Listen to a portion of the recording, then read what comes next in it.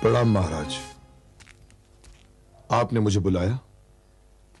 हाँ विराट, हमने तुम्हें बुलाया है।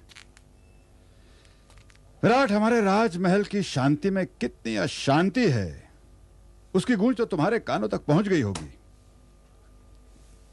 हम राजनीति के एक ऐसे भंवर में फंस गए हैं जहां अपने और पराये की पहचान मिट चुकी है। समझ नहीं आता हम किसे अपना समझें, किस पर भरोसा करें। किंतु यह राज्य तो आपका अपना ही है महाराज।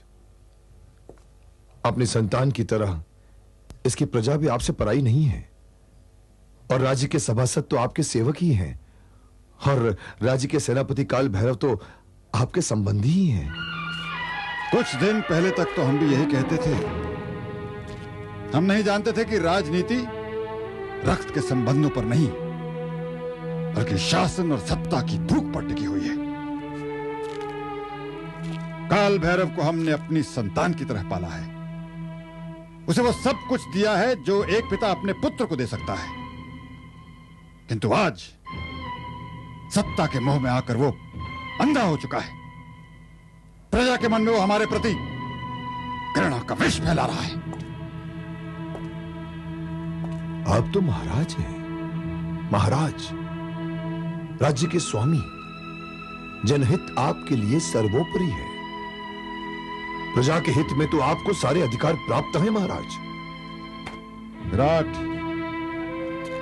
हम अपने अधिकारों के प्रति सतर्क नहीं रह पाए, इसीलिए अपने अधिकारों पर हमारा बस नहीं रहा।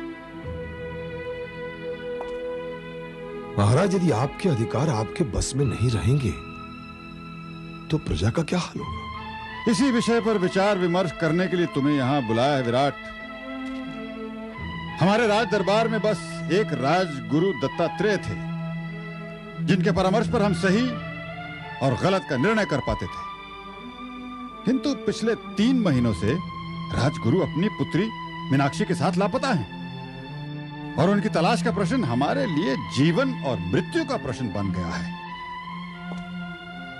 राजगुरु के लापता होने के पीछे कोई विशेष कारण महाराज? यही तो हमारी समझ में नहीं आ रहा कि राजगुरु दत्तात्रेय हमें इस तरह छोड़कर क्यों चले गए। हमें तो इसमें कोई बहुत बड़ा षड्यंत्र दिखाई दे रहा है। हमारे और प्रजा के बीच में अविश्वास पैदा करने का षड्यंत्र, हमारे राज्य को विद्रोह की आग में झोंक देने का षड्यंत्र। और विराट, इस आग पर काबू पाने के लिए हमें तुम्हारी सहायता की आवश्यकता है। विराट की हर सांस पर आपका अधिकार है महाराज। आप विराट को आज्ञा देकर तो देखिए। विराट, आज्ञा देने से पहले हम बस इतना जानना चाहेंगे